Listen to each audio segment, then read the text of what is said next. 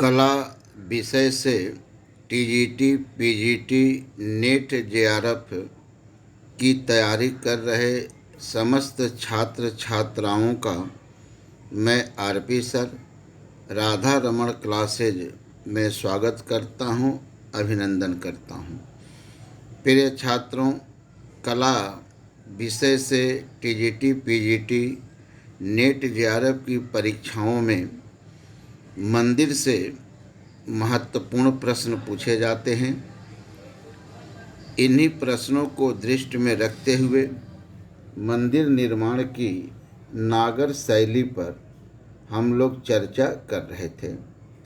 पूर्व की वीडियो में आपको नागर शैली का जन्म किस काल में हुआ था, नागर शैली की कौन कौन से प्रारंभिक विशेषताएं थी, नागर शैली के प्रारंभिक मंदिर कहाँ कहाँ से प्राप्त हुए हैं, इन बिंदुओं पर हम लोगों ने चर्चा किया। प्रिय छात्रों, यदि आप टीजीटी, पीजीटी, नेट, जेआरएफ कला विषय से तैयारी कर रहे हैं तो मंदिर संबंधित वीडियो को पूरा देखें, तभी आपको इन सामग्रियों का लाभ मिल सकता है। प्रिय छात्रों, पूर्व की वीडियो में हम लोगों ने देखा कि मंदिर निर्माण की नागर शैली का जन्म गुप्त काल में हुआ था। गुप्त वंशी शासकों द्वारा नागर शैली को स्थापित किया गया था। मंदिर निर्माण की जिस नागर शैली का जन्म गुप्त काल में हुआ था, वह नागर शैली राजपूत काल में अपनी उन्नति की पराकाष्ठा पर जा पहुंची थी। प्रिय छात्रों, राजपूत कालीन शासकों द्वारा न केवल नागर शैली में कुछ नवीन तत्वों को स्थापित किया गया था, बल्कि बड़े पैमाने पर भव्य, विशाल एवं सुंदर मंदिरों का निर्माण करवाया गया था। इन्हीं भव्यता, विशालता को दृष्टि में रखते हुए राजपूत काल को नागर शैली की पराकाष्ठा का काल कहा गया था। प्रिय छात्रों, भारतीय इतिहास में राजपूत काल का अत्यंत महत्वपूर्ण स्थान है। राजपूत काल वह काल है जो राजपूत वंशी शासकों द्वारा शासित एवं व्यवस्थित हुआ था। राजपूत काल का समय 750 ईस्वी से 1200 ईस्वी के बीच स्वीकार किया गया है। इस कालावधि में भारतीय भूमि पर विभिन्न राजवंशों जैसे चंदेल वंश, परमार वंश, प्रतिहार वंश, चौहान वंश, कलचुरी वंश, सोलंकी वंश के शासकों द्वारा शासन किया गया था। इन राजवंशों के शासकों द्वारा बड़े पैमाने पर नागर शैली के मंदिरों का निर्माण किया गया था। इसीलिए राजपूत काल को मंदिर निर्माण के नागर शैली की पराकाष्ठा का काल कहा गया था। प्रिय छात्रों, राजपूत वंशी शासकों द्वारा नागर शैली के जो मंदिर बनवाए गए थे, ये मंदिर मध्य प्रदेश, राजस्थान तथा गुजरात से प्राप्त हुए हैं। अर्थात राजपूत कालीन नागर शैली के मंदिरों का निर्माण मध्य प्रदेश में, राजस्थान में और गुजरात में करवाया गया था। प्रिय छात्रों, मध्य प्रदेश में नागर शैली के जो मंदिर राजपूत वंशी शासकों द्वारा बनवाए गए थे, उसके दो महत्वपूर्ण केंद्र थे, एक खजुराहो और दूसरा धारा। प्रिय छात्रों, राजस्थान में नागर शैली के जो मंदिर बनवाए गए थे, वे मंदिर आबू पर्वत, जोधपुर, जयपुर, उदयपुर और चित्तौड़ में स्थित हैं। यानी राजस्थान से नागर शैली के मंदिर आबू पर्वत से, जोधपुर से, जयपुर से, उदयपुर से और चित्तौड़ से प्राप्त हुए हैं। प्रिय छात्रों, गुजरात में भी नागर शैली के मंदिरों का निर्माण करवाया गया था। गुजरात से नागर शैली के जो मंदिर प्राप्त हुए हैं वे मंदिर काठियावाड़ जिला और मेहसाणा जिले में स्थित हैं। प्रिय छात्रों, हम लोग अपने चर्चा परिचर्चा में नागर शैली के इन महत्वपूर्ण केंद्रों से प्राप्त मंदिरों की चर्चा करेंगे। हम लोग अपने चर्चा की प्रक्रिया में खजुराहो के मंदिरों पर दृष्टिपात करेंगे। प्रिय छात्रों, खजुराहो वर्तमान समय में मध्य प्रदेश के बुंदेलखंड क्षेत्र के छतरपुर जिला में स्थित है। बुंदेलखंड का प्राचीन नाम जेजाक भुक्ति मिलता है। खजुराहो को चंदेल वंशी शासकों द्वारा अपनी धार्मिक राजधानी बनाया गया था। यद्यपि चंदेल वंशी शासकों की राजनीतिक राजधानी कालिंजर में स्थापित थी। भिन्न भिन्न विद्वानों द्वारा खजुराहो के लिए भिन्न भिन्न नामों का, भिन्न भिन्न शब्दों का प्रयोग किया गया है। जैसे चीनी विद्वान वेनसांग ने अपने ग्रंथ सी यूकी में खजुराहो के लिए खजुरवाह शब्द का प्रयोग किया है। इसी प्रकार चंद्रवरदाई नामक विद्वान ने अपने ग्रंथ पृथ्वीराज रासो में खजुराहो के लिए खजीनपुर शब्द का प्रयोग किया है। अलब्रूनी नामक विद्वान ने अपने ग्रंथ किताबुल हिंद और इब्न बतूता नामक विद्वान ने अपने ग्रंथ रेहला में खजुराहो के लिए खजुराहो शब्द का ही प्रयोग किया है। इस तरह से खजुराहो के लिए भिन्न भिन्न विद्वानों द्वारा भिन्न भिन्न शब्दों का प्रयोग किया गया। प्रिय छात्रों, खजुराहो में जो जगत प्रसिद्ध मंदिरों का निर्माण हुआ था, ये मंदिर चंदेल वंशी शासकों द्वारा बनवाए गए थे। यहाँ के मंदिरों को बनवाने में लगभग 100 वर्ष का समय लगा था। खजुराहो स्थापत्य कला का उत्कृष्ट उदाहरण प्रस्तुत करता है। प्रिय छात्रों, चंदेल वंशी शासकों द्वारा खजुराहो में जो मंदिर बनवाए गए थे, ये मंदिर नागर शैली में ही बनवाए गए थे, लेकिन उनके द्वारा नागर शैली के अंतर्गत कुछ नवीन तत्वों को स्थापित किया गया था। जैसे हम इनको एक मंदिर के रूप में देखते हैं। आइए, ये नागर शैली का मंदिर है और ये खजुराहो का मंदिर है। हम लोग जब नागर शैली की मंदिरों पर चर्चा कर रहे थे कि नागर शैली की प्रारंभिक विशेषताएं क्या थी, तो नागर शैली के अंतर्गत जो प्रारंभिक मंदिर बनवाए गए, उन मंदिरों को बनवाने के लिए एक वर्गाकार चबूतरे का निर्माण किया जाता था। इस चबूतरे को जगती कहते थे।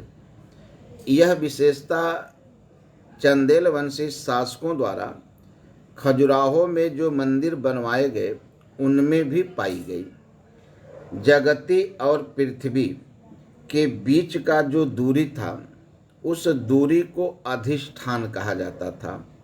यानी कि जमीन से लेकर चबूतरे के बीच की दूरी को अधिष्ठान कहते थे और चबूतरे को जगती कहा जाता था।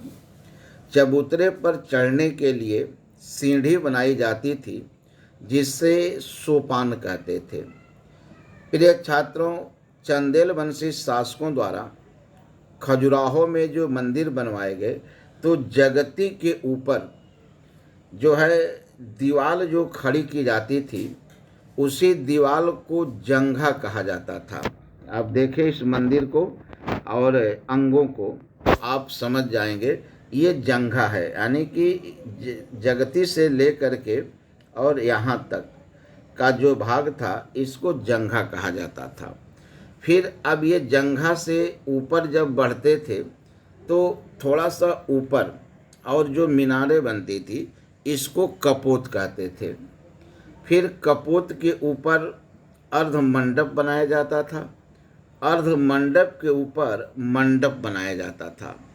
फिर मंडप के ऊपर जो है वह मंदिर का शिखर नुमा भाग बनता था जिसको हम शिखर कहते थे, और जो शिखर होता था उससे लेकर अंतराल के बीच की जो दूरी थी उसको हम उरु श्रृंग कहते थे। ये उठा हुआ भाग था और उरु श्रृंग से मंडप के बीच का जो दूरी है इसको अंतराल कहते थे। प्रिय छात्रों, मंदिर उरु श्रृंग के ऊपर जो मंदिर का पतला होता हुआ शीर्ष जाता था उसको गिरवा कहते थे, और गिरवा के ऊपर उल्टे पत्थर एक वृत्ताकार पत्थर रखा जाता था जिसको आमलक कहते थे। आमलक के ऊपर जो है कलश स्थापित किया जाता था और कलश के ऊपर जो है वह कलश के ऊपर जो है ये ध्वज लगाया जाता था। तो इस तरह से राजपूत कालीन खजुराहो के जो मंदिर मिले तो ये थे तो नागर शैली में ही।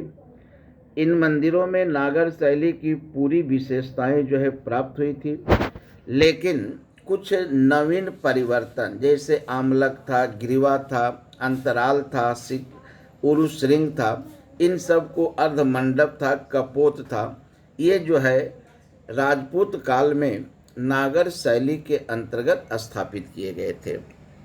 प्रिय छात्रों, इन विशेषताओं से युक्त चंदेल वंशी शासकों द्वारा नागर शैली के जो मंदिर खजुराहो में बनवाए गए थे उन मंदिरों को दो वर्गों में विभाजित किया गया है, एक पूर्ववर्ती मंदिर और दूसरा उत्तरवर्ती मंदिर।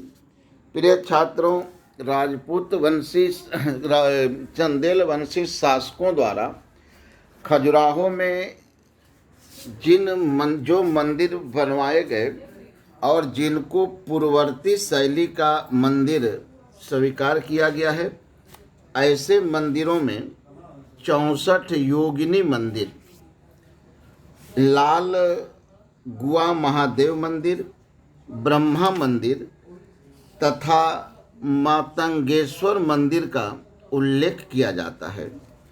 इन मंदिरों को पूर्ववर्ती मंदिर के नाम से जाना जाता है। प्रिय छात्रों, परवर्ती मंदिरों के अंतर्गत महत्वपूर्ण जो मंदिर थे इनमें महादेव कंदरिया मंदिर, विश्वनाथ मंदिर, दुल्हा देव मंदिर आदि का उल्लेख किया जाता है। चंदेल वंशी शासकों द्वारा खजुराहो में जो मंदिर बनवाए गए थे इन मंदिरों को पश्चिमी मंदिर समूह, पूर्वी मंदिर समूह, दक्षिणी मंदिर समूह 3 वर्गों में विभाजित किया गया है। पश्चिमी मंदिर समूह के अंतर्गत 64 योगिनी मंदिर, लाल गुआ महादेव मंदिर, मातंगेश्वर मंदिर, बराह मंदिर, लक्ष्मण मंदिर, प्रवेश मंदिर, विश्वनाथ मंदिर, पार्वती मंदिर, चित्रगुप्त मंदिर, देवी जगदम्बा मंदिर, महादेव मंदिर और कंदरिया महादेव मंदिर को पश्चिमी मंदिर समूह में रखा गया है। पूर्वी समूह मंदिर के अंतर्गत हनुमान मूर्ति मंदिर, ब्रह्मा मंदिर, वामन मंदिर एवं खखरा मठ को सम्मिलित किया गया है। साथ ही साथ जावरी मंदिर, घंटाई मंदिर, जैन मंदिर समूह जैसे पार्श्वनाथ, आदिनाथ, शांतिनाथ, इन भी मंदिरों को पूर्वी समूह मंदिर में ही रखा गया है। प्रिय छात्रों, दक्षिणी मंदिर समूह में दुल्हा देव मंदिर, चतुर्भुज मंदिर को सम्मिलित किया गया है। तो इस तरह से खजुराहो स्थित मंदिरों को 3 वर्ग समूह में विभाजित किया गया: पश्चिमी मंदिर, पूर्वी मंदिर और दक्षिणी मंदिर। प्रिय छात्रों, खजुराहो में चंदेल वंशी शासकों द्वारा जो मंदिर बनवाए गए, ये मंदिर शैव धर्म, वैष्णव धर्म, शाक्त धर्म और जैन धर्म तीनों से संबंधित हैं। शैव धर्म से संबंधित मंदिरों में महादेव कंदरिया मंदिर, विश्वनाथ मंदिर, लाल गुआ महादेव मंदिर, मातंगेश्वर मंदिर, दुल्हा देव मंदिर, पार्वती मंदिर, नंदी मंदिर और ब्रह्मा मंदिर को सम्मिलित किया गया है। वैष्णव धर्म से संबंधित मंदिरों में लक्ष्मण मंदिर, जिसे बैकुंठ मंदिर भी कहा जाता है, बराह मंदिर, वामन मंदिर, जावरी मंदिर और चतुर्भुज मंदिर को सम्मिलित किया गया है। शाक्त धर्म से संबंधित मंदिरों में देवी जगदम्बा मंदिर, 64 योगिनी मंदिर का उल्लेख किया गया और जैन धर्म से संबंधित मंदिरों में आदिनाथ मंदिर, पार्श्वनाथ मंदिर, घंटई मंदिर का उल्लेख किया जाता है। तो इस तरह से खजुराहो से शैव धर्म, वैष्णव धर्म, शाक्त धर्म और जैन धर्म चारों से संबंधित मंदिर प्राप्त हुए हैं। प्रिय छात्रों, चंदेल वंशी शासकों द्वारा खजुराहो में जो मंदिर बनवाए गए हैं, इन मंदिरों को संधार मंदिर और निरंधार मंदिर 2 वर्ग में विभाजित किया गया है। संधार मंदिर से अभिप्राय ऐसे मंदिरों से है जिनके प्रदक्षिणा पथ मंदिर के अंदर बनाए जाते थे। निरंधार मंदिर से अभिप्राय ऐसे मंदिरों से है जिनके प्रदक्षिणा पथ मंदिर से बाहर बनाए जाते थे। प्रिय छात्रों, चित्रगुप्त मंदिर, देवी जगदम्बा मंदिर, वामन मंदिर, आदिनाथ मंदिर तथा चतुर्भुज मंदिर निरंधार रूप के उदाहरण हैं। इनके सिवा शेष सभी मंदिर सरंधार रूप में बनाए गए हैं। प्रिय छात्रों, चंदेल वंशी शासकों द्वारा खजुराहो में जो मंदिर बनवाए गए हैं, ये मुख्यतः लाल बलुए पत्थर से बनवाए गए हैं। यद्यपि मंदिरों को बनवाने में ग्रेनाइट पत्थर का भी प्रयोग किया गया है। प्रारंभ में दोनों पत्थरों का मिला जुला प्रयोग किया गया था, लेकिन बाद में दोनों से अलग अलग मंदिर बनवाए जाने लगे। खजुराहो स्थित मंदिरों में पूर्ण रूपेण ग्रेनाइट पत्थर का बना प्राचीनतम मंदिर 64 योगिनी मंदिर को बतलाया जाता है। इस तरह से खजुराहो स्थित मंदिर लाल बलुआ पत्थर और ग्रेनाइट पत्थर दोनों से ही बनाए गए थे। प्रिय छात्रों, खजुराहो स्थित मंदिर जो हैं, इन मंदिरों को प्रकाश में लाने का श्रेय अंग्रेज़ों को दिया जाता है। सबसे पहले 1818 ईस्वी में फ्रैंकलिन नामक अंग्रेज द्वारा खजुराहो स्थित मंदिरों को प्रकाश में लाया गया था। फ्रैंकलिन की रिपोर्ट के सूचना के आधार पर अंग्रेजी सरकार ने एक अंग्रेज इंजीनियर पीसी वर्ल्ट को खजुराहो स्थित मंदिरों के सर्वेक्षण हेतु नियुक्त किया। पीसी वर्ल्ट 1838 ईस्वी में खजुराहो पहुँचे और उन्होंने विश्वनाथ मंदिर, नंदी मंदिर, बराह मंदिर, लक्ष्मण मंदिर तथा मातंगेश्वर मंदिर का उल्लेख किया था और लिखा है कि मातंगेश्वर मंदिर में पूजा अर्चना की जाती थी। तो इस तरह से खजुराहो स्थित मंदिरों को प्रकाश में लाने का श्रेय अंग्रेजों को दिया जाता है। प्रिय छात्रों, चंदेल वंशी शासकों द्वारा खजुराहो में जो मंदिर बनवाए गए, इन मंदिरों में सबसे महत्वपूर्ण श्रेष्ठ मंदिर महादेव कंडरिया मंदिर को माना गया है। यह मंदिर 30.15 मीटर ऊंचा और 20.15 मीटर चौड़ा है।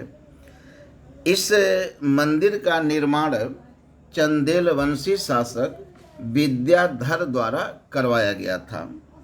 प्रिय छात्रों, खजुराहो स्थित मंदिरों में चित्रगुप्त मंदिर एकमात्र ऐसा मंदिर है जो सूर्य भगवान से संबंधित है। इस मंदिर में भगवान सूर्य की मूर्ति स्थापित है। इस मंदिर का निर्माण चंदेल वंशी शासक गंडदेव ने करवाया था। गंडदेव द्वारा ही देवी जगदम्बा मंदिर का भी निर्माण करवाया गया था। खजुराहो स्थित मंदिरों में लक्ष्मण मंदिर का भी महत्वपूर्ण स्थान है। इस मंदिर को चंदेल शासक यशोवर्मन ने बनवाया था। यशोवर्मन का एक नाम लक्ष्मण वर्मन मिलता है। लक्ष्मण मंदिर के प्रत्येक कोने पर छोटे छोटे एक एक मंदिर बनवाए गए हैं, इसीलिए लक्ष्मण मंदिर को पंचायतन शैली का मंदिर कहा गया है। तो इस तरह से खजुराहो स्थित मंदिरों में लक्ष्मण मंदिर को पंचायतन मंदिर के नाम से भी जाना जाता है। प्रिय छात्रों, खजुराहो स्थित मंदिरों को अनेक विध अलंकरणों से अलंकृत किया गया है। अलंकरण अभिप्राय के रूप में मुख्यतः मूर्तियों का प्रयोग किया गया है। ये मूर्तियां लोक जीवन से संबंधित हैं। इसके अंतर्गत स्त्री पुरुष, श्रृंगार करती स्त्री, अप्सराओं, गंधर्व की मूर्तियों का उल्लेख किया जाता है। तो इस तरह से खजुराहो से जगत प्रसिद्ध नागर शैली के मंदिर प्राप्त हुए और इन मंदिरों का निर्माण चंदेल वंशी शासकों द्वारा करवाया गया था। प्रिय छात्रों, मध्य प्रदेश में नागर शैली के मंदिरों का दूसरा महत्वपूर्ण केंद्र धारा था। धारा परमार वंशी शासकों की राजधानी था। परमार वंशी शासकों में भोज अत्यंत महत्वपूर्ण थे। वे उच्च कोटि के विद्वान और कलानुरागी शासक थे। उन्होंने श्रृंगार प्रकाश, सम्रांगण सूत्राधार, सरस्वती कंठाभरण, युक्तिकल्प तरु, राजमार्तंड नामक ग्रंथों की रचना की थी। प्रिय छात्रों, भोज द्वारा राजधानी धारा में बहुत से मंदिरों का निर्माण करवाया गया, जिनकी संख्या 84 बताई जाती है। इन मंदिरों में शारदा सदन अत्यंत महत्वपूर्ण है, जिसे भोजशाला या सरस्वती सदन के नाम से भी जाना जाता है। प्रिय छात्रों, इस मंदिर में देवी सरस्वती की प्रतिमा स्थापित है। इसके अतिरिक्त भोज ने चित्तौड़ स्थित त्रिभुवन नारायण मंदिर तथा उज्जैन स्थित महाकाल मंदिर का भी निर्माण करवाया था। प्रिय छात्रों, महाकाल मंदिर का उल्लेख कालिदास ने अपने ग्रंथ मेघदूत में किया है। प्रिय छात्रों, खजुराहो और धारा के अतिरिक्त मध्य प्रदेश में नागर शैली के मंदिर ग्वालियर, उदयपुर, से भी प्राप्त हुए हैं। ग्वालियर से नागर शैली के जो मंदिर प्राप्त हुए हैं ये ग्वालियर दुर्ग में स्थित हैं। यहाँ स्थित मंदिरों में बड़ा सास बहु मंदिर, छोटा सास बहु मंदिर, तेली मंदिर और चतुर्भुज मंदिर का उल्लेख किया जाता है। प्रिय छात्रों, बड़ा सास बहु मंदिर, छोटा सास बहु मंदिर का संबंध वैष्णव धर्म से है। इन दोनों मंदिरों का निर्माण 1031 ईस्वी में कच्छप घात वंशी शासक महिपाल द्वारा करवाया गया था। बड़ा सास बहु मंदिर में शिखर शैली और छाजन शैली दोनों का प्रयोग किया गया है। तेली मंदिर का शिखर द्राविड़ शैली में बनवाया गया है। उदयपुर स्थित मंदिरों में नीलकंठेश्वर मंदिर का अत्यंत महत्वपूर्ण स्थान है। इस मंदिर का निर्माण परमार वंशी शासक उदयादित्य द्वारा करवाया गया था। इस मंदिर को मध्य प्रदेश स्थित मंदिरों में सबसे सुंदर मंदिर माना गया है। प्रिय छात्रों, मध्य प्रदेश में नागर शैली के मंदिर जबलपुर से भी प्राप्त हुए हैं। यहाँ स्थित मंदिरों में 64 योगिनी मंदिर का अत्यंत महत्वपूर्ण स्थान है। यह मंदिर भेड़ा घाट नामक स्थान पर स्थित है। इस मंदिर का निर्माण कलचुरी वंशी शासक युवराज ने करवाया था। प्रिय छात्रों, पूरे भारत में 64 योगिनी मंदिर 5 जगह से प्राप्त हुए हैं। एक खजुराहो से, दूसरा भेड़ा घाट से, तीसरा उत्तर प्रदेश के ललितपुर से, चौथा उड़ीसा स्थित संभलपुर और पांचवा उड़ीसा स्थित कालाहांडी से। प्रिय छात्रों, 64 योगिनी मंदिर में देवी दुर्गा के 64 रूपों को स्थापित किया गया है। तो इस तरह से हम लोग मध्य प्रदेश स्थित नागर शैली के महत्वपूर्ण मंदिरों पर चर्चा किए। प्रिय छात्रों, अगले वीडियो में हम राजस्थान स्थित नागर शैली के मंदिरों पर और गुजरात स्थित नागर शैली के मंदिरों पर चर्चा करेंगे। इसके बाद हम लोग बेसर शैली के, द्राविड़ शैली के मंदिरों पर चर्चा करेंगे। प्रिय छात्रों, यदि आपको यह वीडियो अच्छी लगे तो इसे लाइक जरूर कर लीजिए, शेयर करके अन्य लोगों को भी लाभ पहुंचाने का प्रयास करें और इसी तरह के कला संबंधित मंदिर पर, स्तूप पर, चैत्य पर, विहार पर, आवास पर अगर आप सामग्रियां प्राप्त करना चाहते हैं तो राधा रमन क्लासेज को सब्सक्राइब करें, ताकि इस तरह की जो सामग्री इस चैनल के माध्यम से अपलोड हो वह आपको सबसे पहले प्राप्त हो। आप सभी को धन्यवाद, शुभकामना।